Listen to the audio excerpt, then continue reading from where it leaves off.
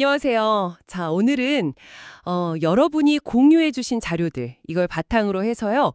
소프트웨어 개발에서 아주 중요한 리스크 관리 이걸 좀 깊이 파헤쳐 볼까 합니다. 특히 그 테스트 분석가 역할에 좀 집중해서요. 이분들이 단순히 버그만 찾는 게 아니라 어떻게 프로젝트의 리스크를 미리 파악하고 또 줄여 나가는지 그 과정을 한번 자세히 들여다보겠습니다. 네, 맞습니다. 이 보내주신 자료들이 딱 그 점을 강조하고 있어요. 테스트 분석과의 역할이 단순 오류 검출 그 이상이라는 거예요. 진짜 중요한 건 잠재된 위험을 먼저 찾아내고 또 체계적으로 그걸 관리해서 뭐랄까 사용자에게 갈 수 있는 나쁜 영향을 줄이는 데 있거든요. 오늘은 바로 그 방법에 대해서 좀 더 구체적으로 이야기 나눠보면 좋겠습니다. 좋습니다. 그럼 바로 본론으로 들어가 보죠. 이 테스트 분석가들이 리스크를 줄이려고 구체적으로 어떤 활동들을 하나요? 자료 보니까 역할이 꽤 많던데요. 네, 핵심적인 활동들을 좀 정리해보면 한 5가지 정도로 볼 수 있어요. 첫째는 테스트가 성공했는지 실패했는지 이걸 명확하게 보여주는 아주 효과적인 테스트 케이스를 설계하는 겁니다. 그리고 둘째는 이게 또 중요한데 코딩하기 전 단계부터 참여해요. 아, 코딩 전이요? 네, 요구사항이나 설계 문서 같은 초기 산출물들 있잖아요. 그걸 검토하면서 혹시 있을지 모를 위험 요소를 미리 찾아내는 거죠. 와, 그게 진짜 예방 활동이네요. 문제가 생기기 전에 잡는 거니까요. 그렇죠. 이게 정말 효율적인 접근이고요.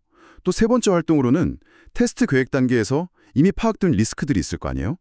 그걸 줄이기 위한 활동들을 직접 실행하는 겁니다.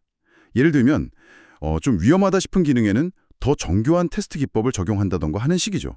아하, 위험도에 따라 다른 전략을 쓰는 거군요. 네.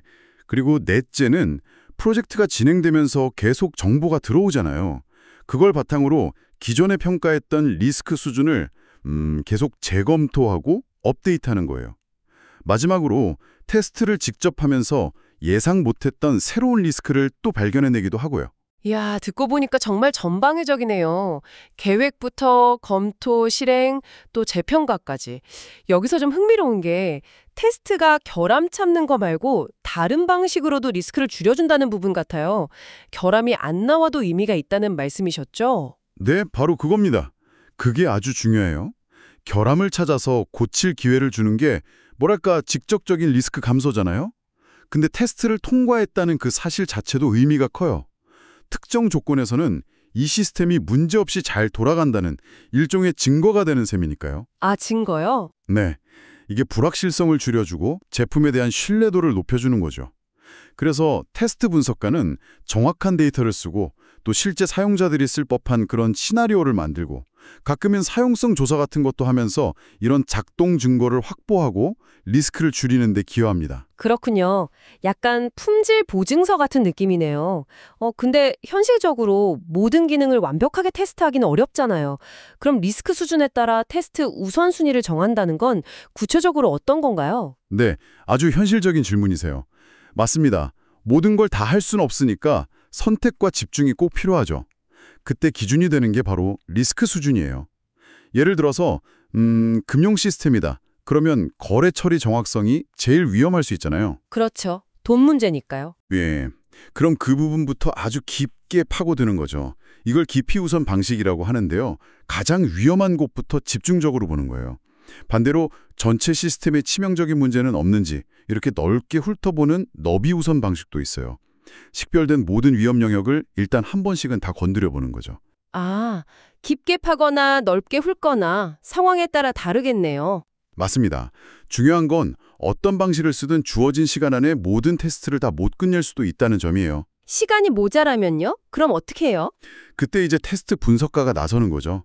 지금까지 테스트한 결과를 딱 보고 아직 이러이러한 위험이 이 정도 수준으로 남아 있습니다. 이걸 평가해요.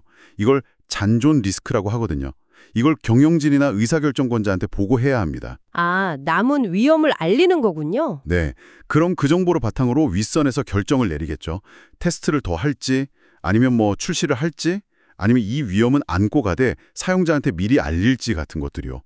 완벽 제거가 아니라 알려진 위험을 관리하는 단계로 넘어가는 겁니다. 아하, 결국 제로 리스크는 사실상 불가능하고 관리 가능한 수준으로 리스크를 알고 통제하는 게 현실적인 목표군요. 정확합니다. 마지막으로 하나 더요.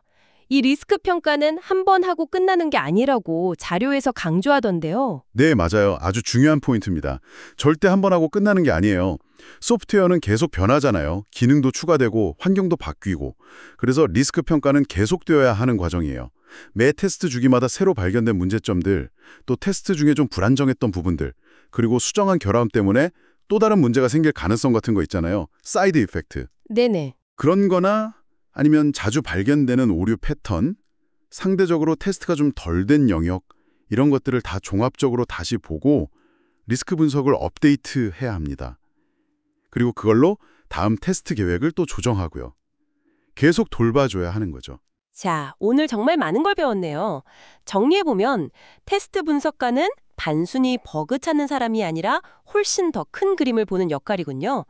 효과적인 테스트 설계부터 시작해서 초기 문서 검토로 미리 위험을 찾아내고 또 리스크에 맞춰서 영리하게 테스트 순서 정하고 그리고 끊임없이 상황을 보면서 리스크를 재평가하고 이걸 통해서 소프트웨어 개발의 불확실성을 관리하는 뭐랄까 핵심 항해사 같은 역할을 하는 거네요. 네, 정확히 보셨습니다.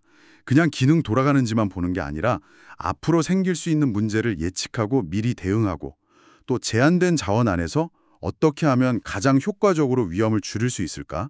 이걸 끊임없이 고민하는 역할이죠. 여기서 여러분께 마지막으로 한 가지 좀 생각해 볼 거리를 던져드리고 싶어요. 오, 어떤 거죠? 우리가 아무리 테스트를 잘해도 결국 잔존 리스크는 남는다고 했잖아요. 이 피할 수 없는 불확실성, 이건 우리는 어떻게 받아들여야 할까요? 그리고 또 이런 지속적인 리스크 평가와 관리 과정이 앞으로 여러분이 새로운 소프트웨어 업데이트나 기능을 딱 접했을 때 거기에 대해 어떤 기대나 생각을 갖게 할지 한번 고민해 보시는 것도 재미있을 것 같습니다.